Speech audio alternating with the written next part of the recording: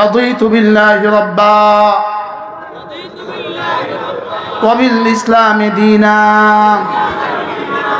ওয়া বিমুহাম্মাদিন সাল্লাল্লাহু আলাইহি ওয়াসাল্লাম নাবিয়্যান ওয়া রাসূলা।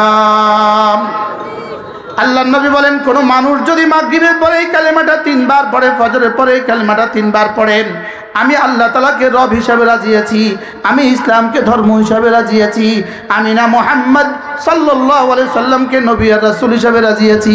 আল্লাহর নবী বলেন, আল্লাহ তাআলা বলেন, আমি সিদ্ধান্ত দিলাম তাকে আমি রাজি করে দিব, আমি তাকে রাজি করে দিব। আমি বললাম, রব্বুল আলামিন আপনি যদি রাজি করে দেন আপনি তাকে কি দিবেন? রব বললেন, আমি রাজি করে দিলে তাকে দিতে দিতে দিতে দিতে দিতে দিতে শেষ তক আমি আমাকে দিয়ে দিব। কি হবে? রব যদি রাজি করে দেন তাকে কেমন হবে? রাদিতু বিল্লাহি রাব্বা ওয়া বিল ইসলামি দীনা ওয়া বিমুহাম্মাদিন সাল্লাল্লাহু আলাইহি ওয়াসাল্লাম নাবিয়্যান ওয়া রাসূলা। আচ্ছা, যে সমস্ত পুরুষ কুলাঙ্গারগুলো, যে সমস্ত কুলাঙ্গার নারীগুলো নারী হয়ে জন্মগ্রহণ করে পুরুষ হয়ে যেতে চায়, পুরুষ হয়ে জন্মগ্রহণ করে নারী হয়ে যেতে চায়, এরা এদের মায়ের পেটে কেন বলল না, বানানেওয়ালাকে কেন বলল না, আমি পুরুষ হয়ে পুরুষ হওয়াকে পছন্দ করি না, আমাকে নারী বানিয়ে পাঠাও, আমি নারী হওয়াকে পছন্দ করি না, আমাকে পুরুষ বানিয়ে পাঠাও? কি ওই সময় একটা ফয়সালা করায় লইতা ধরে কর না, ওই সময় ফয়সালাটা করায় নিতা ওই, হ্যাঁ কর না, কেমনে করবো কর না, আবার কর না, বলে এটা সম্ভব না। এটা যেমন সম্ভব না হাসরের ময়দানেও নারী হয়ে পুরুষ হয়ে উঠা, পুরুষ বনে নারী হয়ে উঠা, এটা সম্ভব না। ফিদা মাটির পড়তো না একটাও। দুনিয়াতে যতদিন ইহুদিরা ডলার পাঠাবে, ইহুদিরা ফান্ড পাঠাবে, ততদিন পর্যন্ত পাগলামি করার সুযোগ আছে। কবরে ওই সুযোগ চলবে না, হাসরে ওই সুযোগ চলবে না। কি ভাই, যেমন মায়ের পেটে এই সুযোগ কি, তাহলে কবরেও কি এই সুযোগ হবে? কবরে কি এই সুযোগ হবে? এর বিপরীতে দেখো, লানাল্লাহুল মুতাশাব্বিহিনা মিনান নিসা বির-রিজাল, লানাল্লাহুল মুতাশাব্বিহিনা মিনার রিজাল বিন-নিসা ওয়া লানাল্লাহুল মুতাশাব্বিহাত মিনান নিসা বির-রিজাল। আল্লাহর নবী বলেন, ওই সমস্ত নারী যারা পুরুষের আকৃতি ধারণ করে, ওই সমস্ত পুরুষ যারা নারীর আকৃতি ধারণ করে, রাসূল বলেন আল্লাহর লানত তাদের উপরে। নাউযুবিল্লাহ বলেন। আচ্ছা, জিন্সের প্যান্ট আর শার্ট এটা কি নারীর পোশাক না পুরুষের পোশাক? আবার বলেন, নারীর পোশাক না পুরুষের পোশাক? হ্যাঁ, লম্বা লম্বা চুল দেখা এটা কি নারীর জন্য না পুরুষের জন্য? হ্যাঁ, আচ্ছা, নারীরটা পুরুষ ধরবে কেন, পুরুষেরটা নারী ধরবে কেন? আচ্ছা, পৃথিবীর কোনো কুকুরকে যদি সুন্দর করে বোঝানো হয়, কুকুর তুমি তো পুরুষ হয়ে জন্মগ্রহণ করেছ, তুমি নারী হয়ে যাও, সে বলবে আমি আমার কুকুর হয়ে পুরুষ হয়ে জন্মগ্রহণ করাকে গর্ববোধ করি, আমি নারী হব না। কি? আচ্ছা, এবার নারী কুকুরকে যদি জিজ্ঞেস করে তুমি আজকে থেকে নর মনে করো, তো তোমার অনেক সম্মান হবে, তুমি কুকুর নি কি করবে? আমি কুকুর নি হয়ে জন্মগ্রহণ করাই আমার জন্য সৌভাগ্যের, আমি কুকুর হব না। পৃথিবীর কোন কুকুর আর শুয়ারও এই মতাদর্শ খাবে না।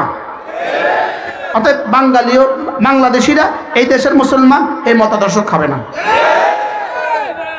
আঙ্গুল দেখান, খাবে না, বলেন খাবে না, এটা খাবে না, এটা খাবে না, এটা খাবে না, বলেন না, এটা কি এটা খাবে না।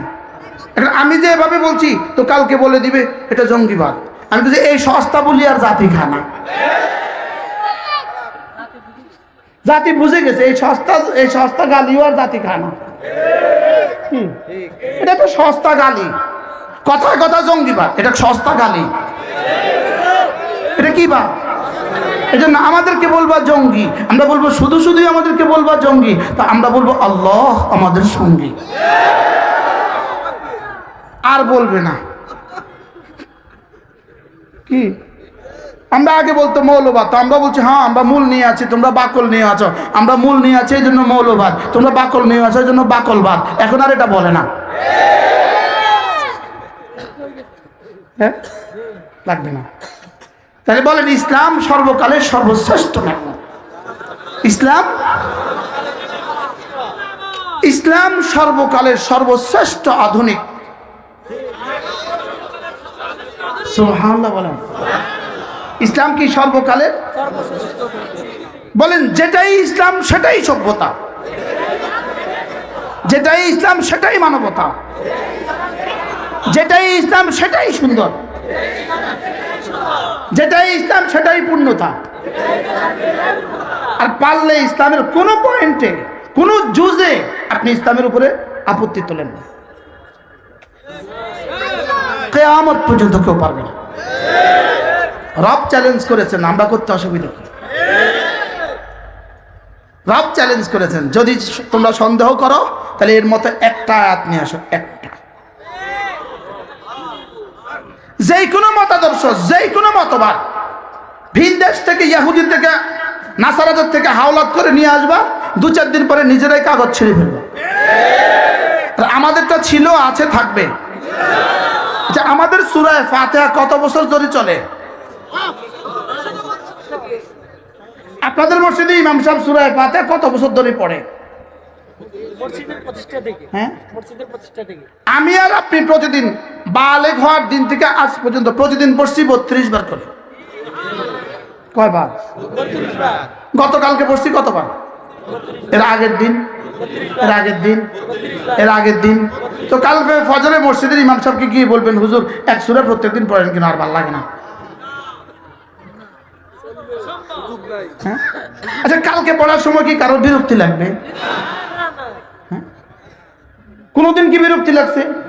আচ্ছা, এর বিপরীতে একটা গান বলেন তো যেটা 10 বছর একটানা চলতেছে বাজারে।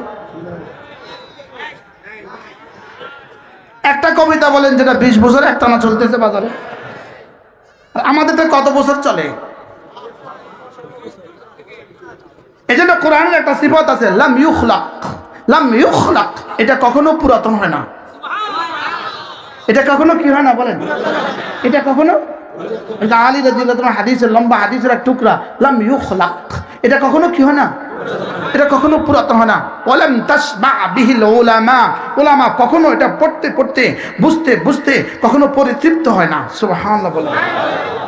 এটা কখনো কি হয় না, এটা কখনো পরিতৃপ্ত হয় না। এই জন্য সূরা ফাতিহা গত জীবন ভর পড়েছি প্রতিদিন 32 বার করে। আমরা ছোটরা পড়ছি 32 বার, আমাদের জাফর সাহেব হুজুর তারা প্রতিদিন পড়ছে 60 বার। যারা আওয়াবিন ছাড়ে না, যারা ইরশাদ ছাড়ে না, যারা তাহাজ্জুদ ছাড়ে না, এরা আরো কতবার পড়ে? এই যে দুই বুজুর্গ বসা, এই এক বুজুর্গ, আরেক বুজুর্গ বসা, আরেক বুজুর্গ বসা, নোয়াখালীর সব বুজুর্গ একসাথে।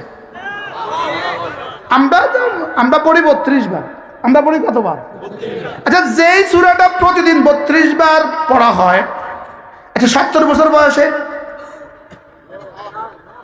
কথা 72 বছর বয়সে,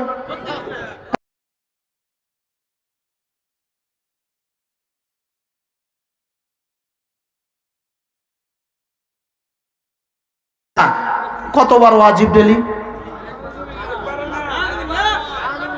আগামী দিন কতবার দরকার? এরপরের দিন কতবার দরকার? এরপরের দিন কতবার দরকার? আর সূরা ফাতিহা কতবার দরকার? আগামী বছর 27 সালে, 28 সালে, 29 সালে, হ্যাঁ 3000 খ্রিস্টাব্দে, 4000 খ্রিস্টাব্দে। তো এটা বলেন, যেটা আমার আজ থেকে জীবনের শেষ দিন পর্যন্ত প্রতিদিন 32 বার দরকার, এটা না শিখিয়ে যেটা আমার জীবনে 1 সেকেন্ডের জন্য দরকার নাই, এটা শিখালাম আমি, এটা কোন বুদ্ধিমানের কথা? আরো জোরে বলেন, সবাই বলেন, আবার বলেন। আমারও জিজ্ঞেস করবে, আমি নাম করে বেকুব করছেন, কারণ আমি কই না, মানসি কইছি। আমি কি করছি? আমি কি বলবো? মানসি কইছে আমি কিতাম, আমি কি কইছি? কিরে একটা সূরা আপনি দেখবেন এক একজনের বিসমিল্লাহর ঢং, যখন বিসমিল্লাহ শব্দ বলে, বিসমিল্লাহর ঢঙে বোঝা যায় না সূরা ফাতিহার কি অবস্থা।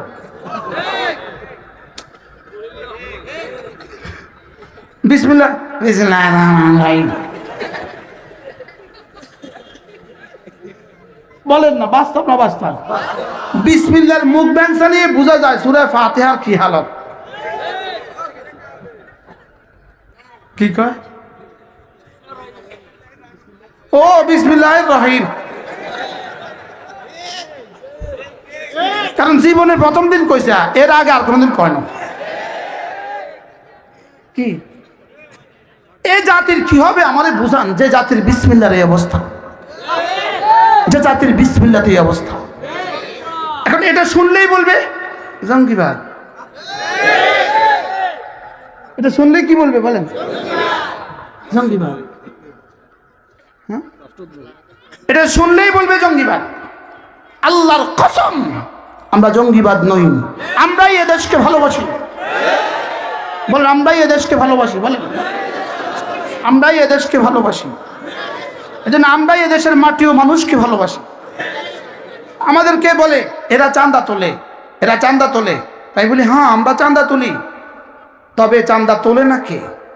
বাকি পার্থক্য হইল আমরা চাঁদা তুলে আপনাদের বাচ্চাদের মুখে লোকমা তুলে দেয়, আর ওরা চাঁদা তুলে বিদেশে বাড়ি বানায়। এক্সকিউজ মি, তাহলে চাঁদা চাঁদা দুই চাঁদা, বলে চাঁদা চাঁদা কয় চাঁদা? এক চাঁদা কি হয়? গতকালকে আমি নোয়াখালী দাগন বুয়া বলছিলাম, আচ্ছা আমেরিকার কেউ কি বাংলাদেশে বাড়ি বানায়? তো একজনে পাগল হয়েছে নাকি, পাগল হয়েছে নি? আমেরিকার কেউ বাংলাদেশে বাড়ি বানায়, তো আমেরিকার কেউ বাংলাদেশে বাড়ি বানালে পাগল হয়েছে নাকি? তো বাংলাদেশি পাসপোর্টদারি কেউ আমেরিকা গিয়ে বাড়ি বানালে বুদ্ধিজীবী হইতো কেন?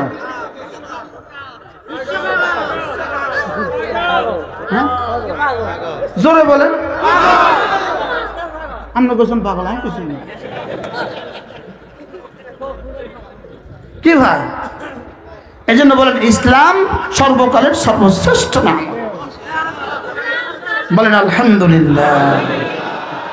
এই জন্য হযরত সিদ্দিক আকবর রাদিয়াল্লাহু তাআলা বলেন ইসলাম একজন মানুষের নিয়ামতের জন্য যথেষ্ট।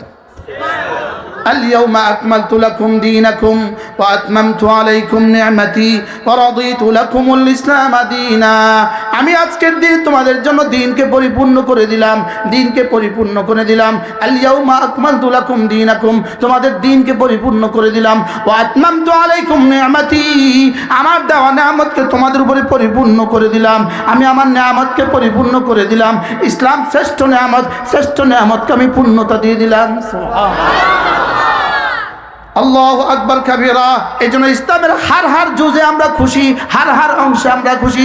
ইসলামের হার হার জুজ আমাদের জন্য, হার হার জুজ আমাদের জন্য রহমত। ইসলামের ঈমান রহমত, ইসলামের নামাজ রহমত, ইসলামের রোজা রহমত, ইসলামের হজ রহমত, ইসলামের যাকাত রহমত, ইসলামের প্রতিটা বিধান রহমত, ইসলামের জিহাদ রহমত।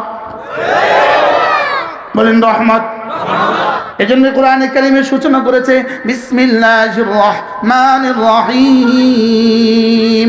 জালালউদ্দিন সুয়ুতী রাহমাতুল্লাহ তার বিখ্যাত কিতাব আল ইতকানের মধ্যে লিখেছেন বিসমিল্লাহ দিয়ে কোরআনে কারীম কেন লেখা শুরু হলো, বিসমিল্লাহ দিয়ে কোরআনে কারীম কেন লেখা শুরু হলো। তিনি বলেন এটা দিয়ে বোঝানো হলো বিসমিল্লাহির রহমানির রহিম, রহমান সিফত কেন নিলেন এখানে, রহিম সিফত কেন নিলেন, যেন রব বুঝালেন কোরআনে কারীমের প্রতিটা অংশই তোমার জীবনের জন্য রহমত।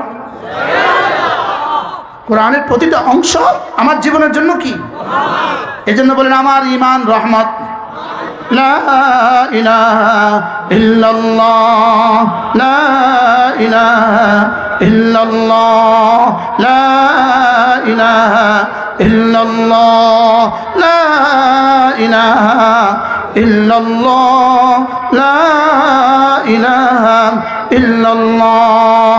عن أبي درداء رضي الله تعالى عنه أنه قال قال رسول الله صلى الله عليه وسلم من قال لا إله إلا الله 100 مرة لم يبعثه الله يوم القيامة إلا ووجهه كالقمر في ليلة البدر أو كما قال عليه الصلاة والسلام।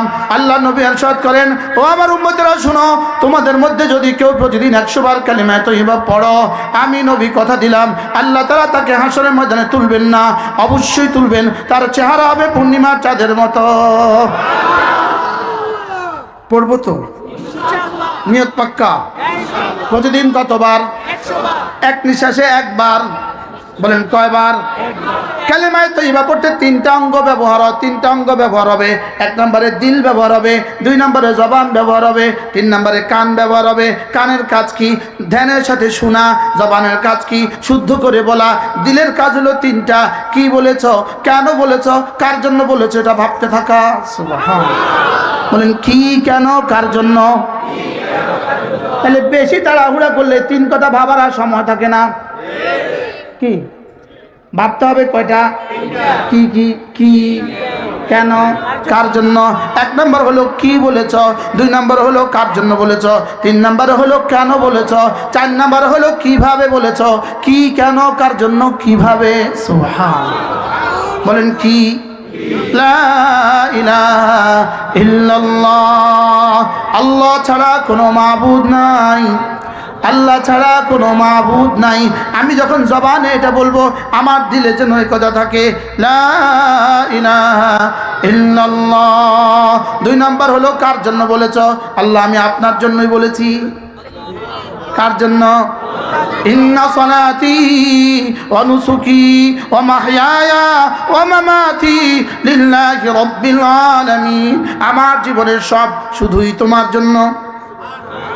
বলেন আমার জীবনের সব শুধুই রব্বুল আলামিনের জন্য। আমার বলা তোমার জন্য, আমার শোনা তোমার জন্য, আমার জিকির তোমার জন্য, আমার নামাজ তোমার জন্য, আমার রোজা তোমার জন্য, আমার ওয়াজ তোমার জন্য, আমার ব্যবসা তোমার জন্য, আমার বিয়ে তোমার জন্য, আমার বাচ্চা জন্মানো এটাও তোমার জন্য।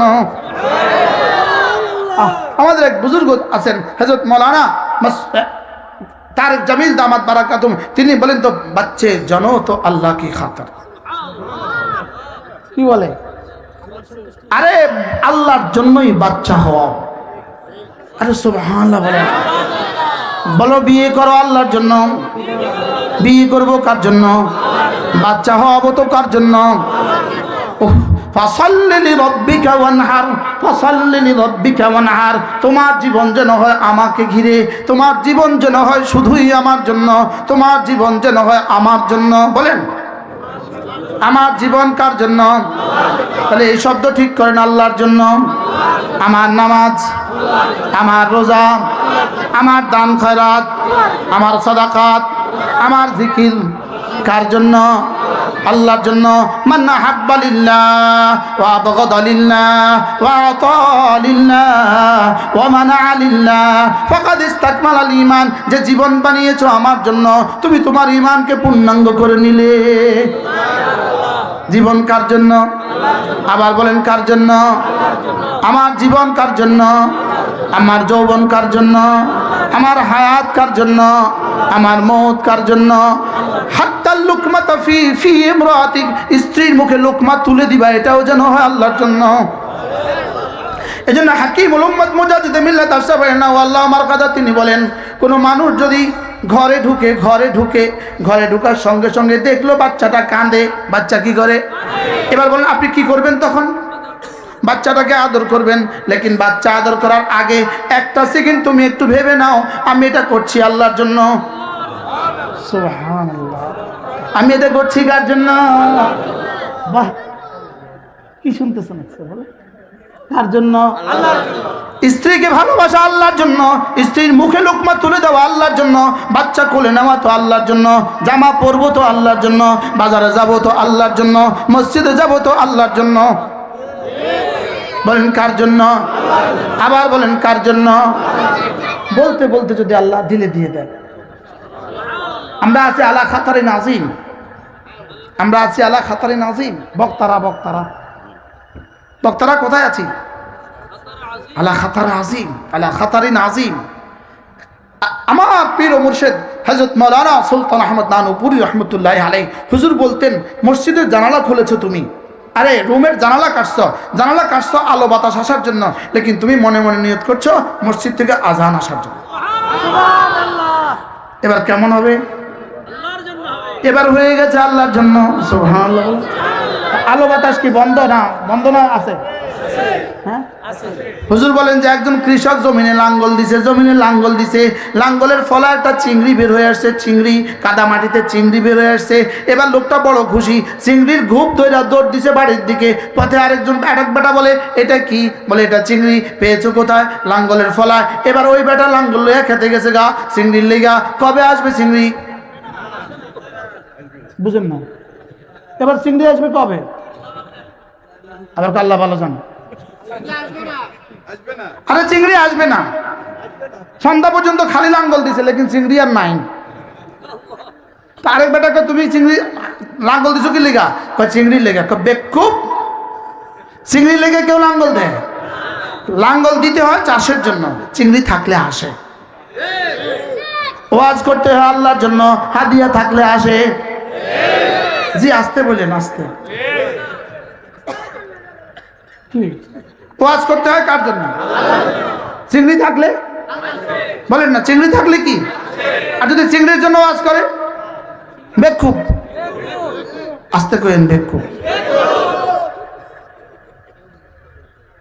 সব বক্তারা হয়ে গেছে মানে ইসমাইল সাহেব। চিংড়ির জন্য ওয়াজ করলে কি? আবার কন তবলিগে গেলে কিছু হাদিয়া মিলে, এখন একজনের তবলিগে যা হাদিয়ার লেগে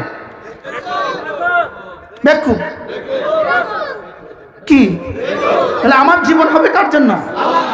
এই জন্য যারা কন্ট্যাক্ট করে অ্যাডভান্স বেকুব, বেকুব জোরে কন। আর যারা গন্যা টিয়ালা ছায়া টিয়ালা বেকুব। আল্লাহকে আমি দিব বিনা হিসাবে, তুই অঙ্ক বয়ালিকা।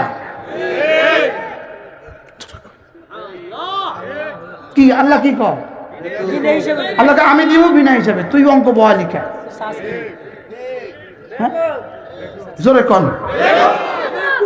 বেকুব, বেকুব, বেকুব। আল্লাহকে আমি দিতাম হীরা, তুই মাটি দিলি কে? বল আমি দিতাম হীরা, বলেন তুই মাটি নিলি কে? ফজাইলে সাদাকাতের মধ্যে এক আজীব কিচ্ছা লিখছে, আজীব ঘটনা। এক নওজওয়ান, তারা তিন ভাই। তারা কয় ভাই? তিন ভাই। তো তাদের মা অসুস্থ হয়ে গেছে। দুই ভাই বললো আমরা মার সেবা করতে পারবো না, আমরা ব্যস্ত। আমি এই ঘটনাটা পড়ছি আনোয়ার খান মডেল হসপিটালে, আমার মা হাসপাতালের বেডে, আর আমি হাসপাতালের মসজিদে বসে বসে পড়ছি। আল্লাহ আজকে দিলে আমার এই সবক তুমি। কি বলছে? দুই ভাই কি বললো? এক ভাই বলতেছে আমি খেদমত করি। এই ভাই মার খেদমত করে, খেদমত করে। রাতের বেলায় স্বপ্নে দেখলেন একজন এসে 100 দিনার দিল, স্বপ্নের মধ্যে 100 দিনার। 100 দিনার দিয়ে দিল, বলল এটা তুমি খরচ করবা, তুমি তোমার মায়ের খেদমত করো, আমরা তোমার খেদমত করছি, 100 দিনার। তো এই যুবক জিজ্ঞেস করবো হালবুরে কফিহে, এর মধ্যে কি বরকত দেয়া হবে? তো বলে লা লা লা, না বরকত নাই, এটার মধ্যে কি নাই। দ্বিতীয় দিন আবার স্বপ্নে দেখলো একজন এসে 10 দিরহাম দিল, 10 দিরহাম দিয়ে বললো এটা ধরো তুমি খেদমত, এটা তোমার পুরস্কার। এটার মধ্যে কি বরকত হবে? না না এটার মধ্যে বরকত নাই। যুবক বললো এটা তাহলে আমার দরকার নেই।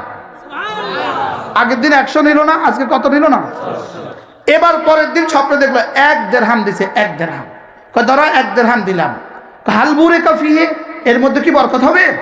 হ্যাঁ না। আচ্ছা তাহলে দাও।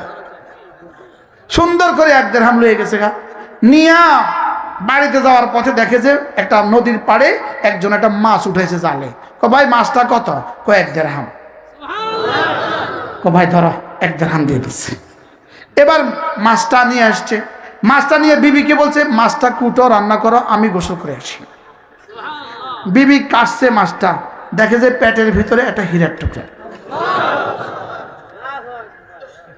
ব্যাস, স্বামী এবারও গোসল করে আসছে, খেতে বসছে, মাছ দিছে, 1 প্লেটে মাছ আর 1 প্লেটে হীরার টুকরা।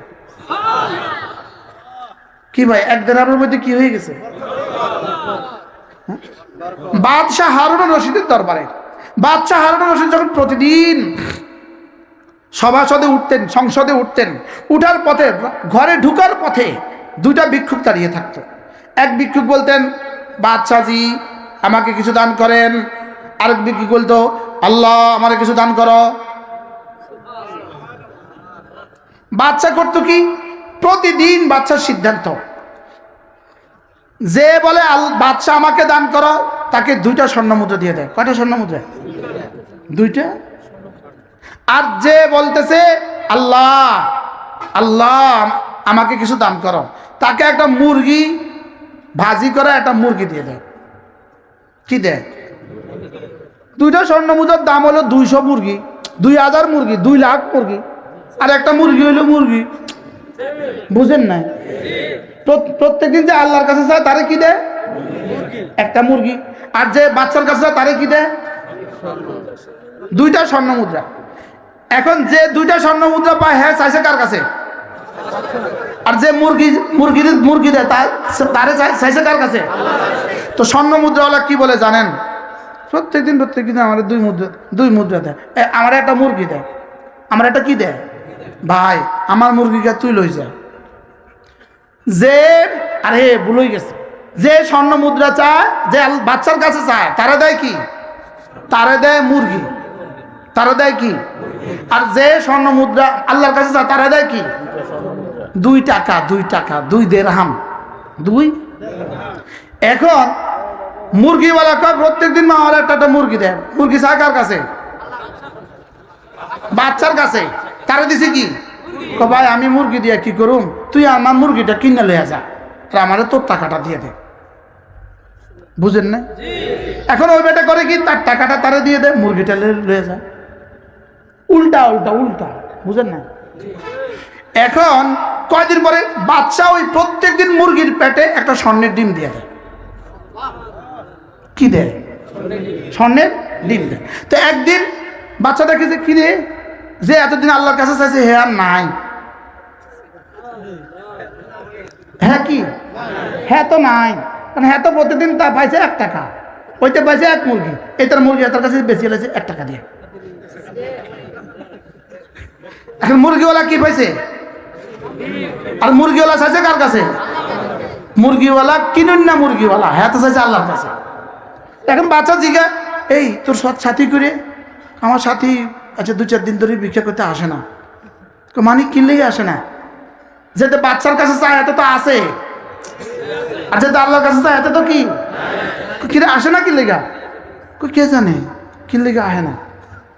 আচ্ছা বিষয়টা কি কসাই? তোর না প্রতিদিন একটা করে মুরগি দিতাম। আচ্ছা আমি প্রতিদিন মুরগি দিয়ে কি করতাম? আমি তা আমার মুরগিটা তারে দিয়ে তার টাকাটা আমি লয়ে নিতাম। বুঝেন নাই? আমার মুরগিটা আমি তারে দিয়ে, তা আমি তো কয়টা টাকাওয়ালা হয়ে গেছি। 1 টাকা 1 টাকা নিতে নিতে আমার 100 টাকা জমা হয়েছে, 200 টাকা জমা হয়েছে। আর হ্যাঁ আর আসে না। হ্যাঁ কে আমার পর্যন্ত ভিক্ষা করতে হবে না। কি ভাই কি লেগে? হ্যাঁ কাটতাম লয়, হ্যাঁ কার কাছ থেকে নেয়? এই জন্য আল্লাহর কাছ থেকে নিব। সুবহানাল্লাহ বলে। কার কাছ থেকে নিব বলে? মজার বিষয় হলো বান্দার আব্বা দিলে থাকে না, আল্লাহ দিলে যায় না। সুবহানাল্লাহ কম। তাহলে যেটা বলতেছিলাম, আমার বলা আল্লাহর জন্য, আমার শোনা আল্লাহর জন্য, আমার তাবলীগ আল্লাহর জন্য। তাহলে 2 নম্বর প্রশ্নের উত্তর কি ছিল? কার জন্য? উত্তর কি? 3 নম্বর প্রশ্ন, তুমি কেন আল্লাহর জন্য করবা? কেন করবা? কি চাও তুমি? তুমি আল্লাহর জন্য করবা কি লেগা? আমি মোবাইলটা দিলাম আপনাকে, এবার প্রশ্ন তুমি তারে দিলা কি লেগা? আমি করলাম আল্লাহর জন্য, এবং কেন আল্লাহর জন্য করলাম? এটার উত্তর হলো 3টা। আল্লাহ আপনার ভালোবাসায়, আপনার রহমতের আশায়, আপনার আযাবের ভয়ে। সুবহানাল্লাহ বলেন। উত্তর কয়টা? কি কি? আল্লাহ আপনার ভালোবাসায়, আপনার রহমতের আশায়, আপনার আযাবের, বাস এই 3টা যদি হয়ে যায়, কির উত্তর যদি হয়ে যায়, কেনর উত্তর যদি হয়ে যায়, কার জন্য উত্তর যদি হয়ে যায়, এবার রব্বুল আলামিন 4র্থ প্রশ্ন, এ কিভাবে করবা? উত্তর আল্লাহ রাসূল যেভাবে করেছেন সেভাবে। সুবহানাল্লাহ বলেন। রাসূল যেভাবে করেছেন সেভাবে। এই 4 প্রশ্নের উত্তর যদি হয়ে যায়, কি, কেন, কার জন্য, কিভাবে, বলেন।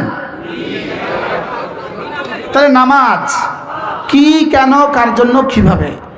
রোজা কি কেন কার জন্য কিভাবে, যাকাত কি কেন কার জন্য কিভাবে, হজ কি কেন কার জন্য কিভাবে, জিহাদ কি কেন কার জন্য কিভাবে, তাবলীগ কি কেন কার জন্য কিভাবে, ওয়াজ কি কেন কার জন্য কিভাবে, লেখালেখি কি কেন কার জন্য কিভাবে, ইমামতি কি কেন কার জন্য কিভাবে। এই 4 প্রশ্নের উত্তর যার জীবনে ঠিক, তার দুনিয়া ঠিক, তার আখিরাত ঠিক। কিন্তু এই 4 প্রশ্নের উত্তর শিখাইতে লাগে 12 বছর। সুবহানাল্লাহ। এই 4 প্রশ্নের উত্তর শিখাইতে 12 বছর মাদ্রাসা পড়তে হয়। সুবহানাল্লাহ বলেন না। আর এই 4 প্রশ্নের উত্তর শিখতে 12 বছর মাদ্রাসায় পড়তে হয়। এবার বলবেন হুজুর আমরা যারা মাদ্রাসায় পড়ি নাই আমরা কি করতাম, আমরা করতামটা কি, আমরা কি করব, আমরা কি করব? উত্তর, যদি মাঝে মাঝে আল্লাহর দেওয়া জান, আল্লাহর দেওয়া মাল, আল্লাহর দেওয়া সময় নিয়ে আল্লাহ রাস্তায় বাইর হন, আশা করা যায় উত্তর না শিখলেও প্রশ্ন শিখবেন। সুবহানাল্লাহ। এরপরে হলো যদি সুযোগ থাকে হক্কানি রব্বানি কোন আল্লাহ ওয়ালাদের মজলিসে যদি মাঝে মাঝে যান, হক্কানি রব্বানি কোন আল্লাহ ওয়ালাদের দরবারে যদি মাঝে মাঝে যান, তো ইনশাআল্লাহ এই 4 প্রশ্নের উত্তর ঠিক হবে। সুবহানাল্লাহ বলে না। তাহলে কয়টা পাইলাম? 3টা। কি কি? মাদ্রাসা, তাবলীগ, হক্কানি রব্বানি, আল্লাহ ওয়ালাদের দরবার। এই 3টার সাথে যদি আপনার যোগাযোগ না থাকে, তা আপনার 4র্থ নম্বরের যোগাযোগ হবে শয়তানের সাথে। 4র্থ নম্বরের যোগাযোগ কার সাথে? ফেসবুকের সাথে, ইউটিউবের সাথে, শয়তানের সাথে। তা আপনার পীর হবে ফেসবুক শরীফ। আপনার পীর হবে কি? ইউটিউব শরীফ হবে আপনার পীর। তো ইউটিউব শরীফে আহলে কোরআন, ইউটিউব শরীফে আহলে হাদিস, ইউটিউব শরীফে আহলে খবিস। কি ভাই?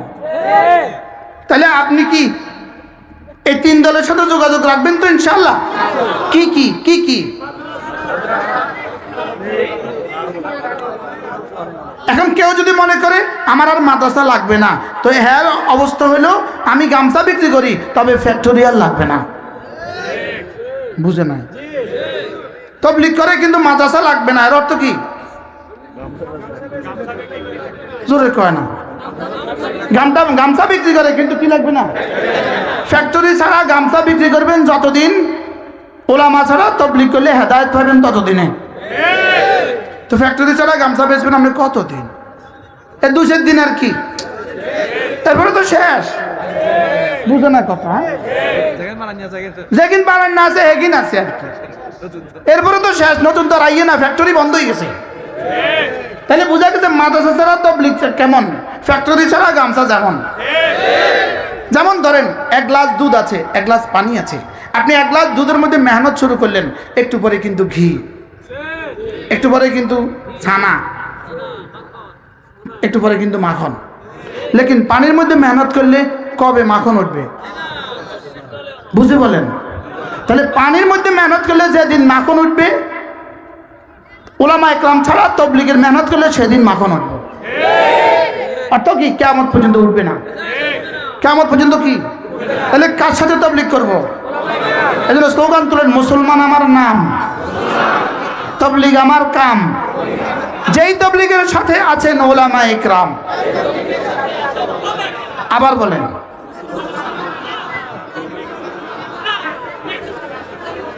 এই জন্য এ গ্রুপের সাথে তাবলীগ করব। এ গ্রুপ, এ তে আলেম, বি তে বেগাইরে আলেম। এতে কি আর বি তে কি? আপনি তাবলীগ করবেন এ গ্রুপের লাগে না বি গ্রুপের লাগে? গ্রুপ এ কি লিগা, আর বি গ্রুপ জোরে বলেন। আমি এটা কইছি, তুমি তরজমা করতেছ। তাওজিউল কওল বিমা লা ইয়ারদা বিল কাইল লাজম আছে। বিতে বেগাইরে আলেম, বিতে কি? বেগাইরে আলেম। এজন্য আলহামদুলিল্লাহ বলেন, আলহামদুলিল্লাহ আমাদের ইজতেমা হয়ে যাচ্ছে। আর কালকে দোয়া, কালকে কি? আল্লাহ ইজতেমা মাহফিলকে, ইজতেমা মজলিসকে কবুল করেন। যদি সুযোগ থাকে, হুজুর সরমনের মাহফিলটা কবে? 28, 29, 1 ফেব্রুয়ারির 28, 29, 1 চরমনের মজলিস ময়দানে চরমনের মাহফিল ইনশাআল্লাহ আসতে করছেন ইনশাআল্লাহ। আমি বলি তিনটা আমার কাজ, মাদ্রাসা আমার কাজ, দাওয়াত আমার কাজ, তাজকিয়া আমার কাজ।